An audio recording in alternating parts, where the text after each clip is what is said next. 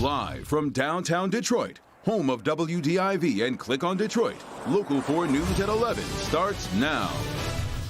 Good evening. We begin with police arresting a convicted child predator less than a year after he was paroled. Robert Sohn was charged last Tuesday by the Livingston County prosecutor with second-degree criminal sexual conduct of a child under 13, the same crime that sent him to prison for 5 years. Jason Colthorpe spoke to the neighbors who helped alert police. Jason. And it's a good thing they did too, Devin, because Robert Sohn had not registered as a sex offender as was part of his parole. In fact, he was befriending neighbors, including children, and none of them had any idea who he was.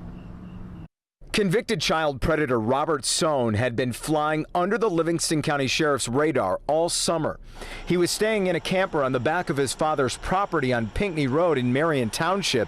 And police say he had been grooming kids at neighboring properties. This guy came on a whim every time he heard commotion and learned all the patterns, learned whose kid was whose. One family started seeing Sohn show up by cutting across their property on an ATV, and he wasn't always alone. He would come around with one adolescent, then he'd come with another. These neighbors who didn't want to be identified didn't notice anything strange until the night of August 15th, when what Sohn was saying to two boys was overheard by an adult at the party. And certain things that he was saying to the kids are what triggered my friend to, his ears perked up and everything else, and he knew something was wrong. After confronting him, they say Sohn left with a 9-year-old boy who had been acting strangely, and at one point said he just wanted to see his dad again.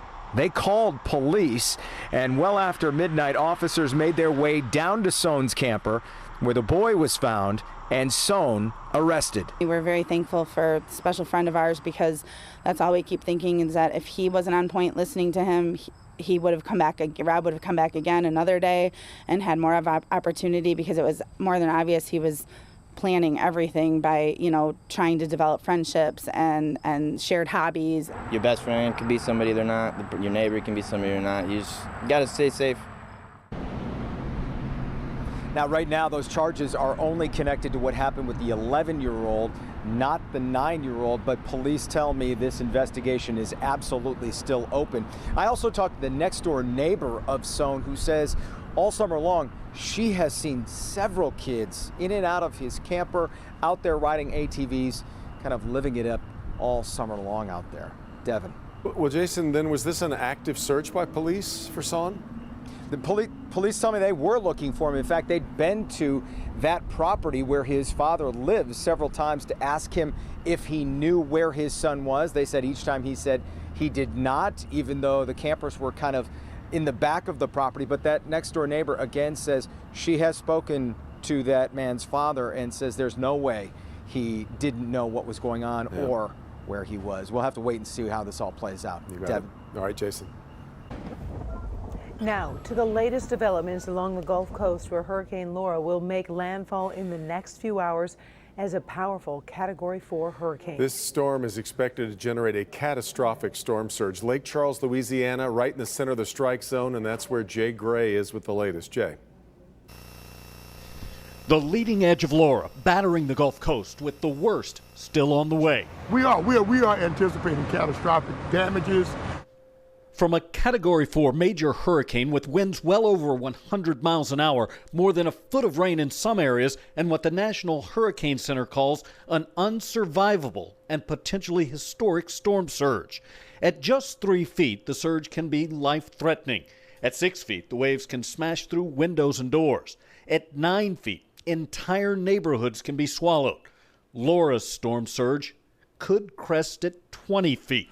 To think that there would be a wall of water over 2 stories high coming on shore is very difficult for most to conceive, but that is what is going to happen. And Laura will continue to wreak havoc as it pushes inland. We could have 90-mile-per-hour wind gusts up to southern Arkansas, so we expect millions of people to be without power by Thursday evening, and then we have to deal with possibly even some rainfall and flooding in Tennessee and Kentucky. This massive storm tonight just beginning its assault. Yeah, unfortunately, this really just the beginning of what's going to be a very rough night here, as well as across much of southwest Louisiana and southeast Texas. This storm barreling through. We're going to see things really start to deteriorate here over the next several hours. Perhaps at their worst just after the storm makes landfall and we get that leading edge of the eye wall here. That's expected sometime after midnight. Jay Gray, NBC News, Lake Charles, Louisiana. All right, Jay, and let's get right to Ben Bailey with the very latest track of Hurricane Laura. We've been watching this now for days. Ben, when do we expect this to make landfall? Landfall is probably officially going to be just after 2 a.m., so we're looking at less than 3 hours from now, but it's a little bit closer than that for the strongest of the winds at the eye wall. That's not technically landfall, but you can see here on the radar that it is just about 41 miles to the eye wall from the coast. So those are the more powerful winds. We'll be seeing that at 15 miles an hour just here shortly after 1 a.m. So it's 150 mile per hour sustained winds. Look at those gusts. 185 miles per hour. It's moving to the north-northwest there at 15. So we're making landfall at 2 a.m. and then continuing inland as that storm continues to weaken. You heard Jay and all those officials talk about the storm surge as being some of the most powerful part of that storm. The gust right now at 55 at Lake Charles, but of course that's well off the coast, and we will see those gusts increase. That storm surge has been moving, that red area has been moved to 40 miles inland now. Of course, that 15 to 20-foot wall of water is going to be the biggest threat. We'll talk more about Laura and, of course, our chances of seeing severe weather here tomorrow. Just a few minutes. Guys? All right, Ben, let's get now to breaking news just in from Pontiac, where police are on the scene of a shooting at an apartment complex. Mara McDonald live at the scene with the latest. Mara. Karen, we are at the Carriage Hill apartment complex. That's what you see behind me. Think Auburn and Opdyke roads, that general area. We just rolled up here and saw about 7 Oakland County squad cars that were blocking off Auburn Road in totality move out of here. But that leaves about 15 other squad cars back here in the Carriage Hill apartment complex. Now, the preliminary information that we are getting from police is that they responded to a quadruple shooting at this apartment complex. I don't have information right now on the extent of injuries, but stand by. I just got information that there are fatalities confirmed. How many in custody? We have a gunman in custody and we have fatalities confirmed. That is the latest from the sheriff's department. What sparked this? Unclear. Did it start inside an apartment or out here in the parking area? Unclear. Sheriff's deputies are rolling up here as we speak, but they've got a multiple shooting on their hands. And I mean, the way it looks, every Oakland County squad car in the county is out here. We're going to stay on the scene until we know more out here and get a few more details at this point. But we are live in Pontiac right now. Back to you. Unfortunately, that was fatalities, plural. We will keep you apprised of what's happening in Pontiac. Meanwhile, it was night 3 of the Republican National Convention. It included, as perhaps you just saw, Vice President Mike Pence officially accepting the vice presidential nomination. Alice Barr has tonight's highlights. In a setting rich with patriotic symbolism, Vice President Mike Pence officially accepting his party's nomination. Baltimore's Fort McHenry hosting night 3 of the Republican National Convention. The site of the very battle that inspired the words of our national anthem. Those words have inspired this land of heroes in every generation since. I pledge allegiance. Tonight, a salute to the brave, honoring frontline workers and military veterans. President Trump joining the vice president, framing this election as a perilous fight for our country's future. Some of the addresses focusing on national security. President Trump will keep America safe. President Trump will keep America prosperous. President Trump will keep America America.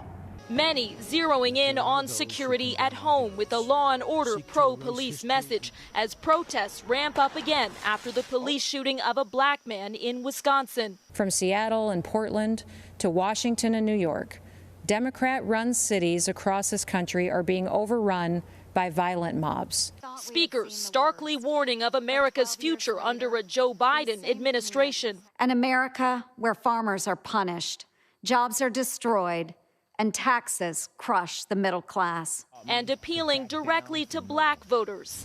I know what racism looks like. I've seen it firsthand. In America, It has no resemblance to President Trump. Republicans making their case for President Trump as the man to lead the land of the free. In Washington, Alice Barr, Local 4. All right, Alice, and join us tomorrow night, final night of the convention, with President Trump officially accepting the Republican nomination from the South Lawn of the White House. Coverage again begins at 10 p.m.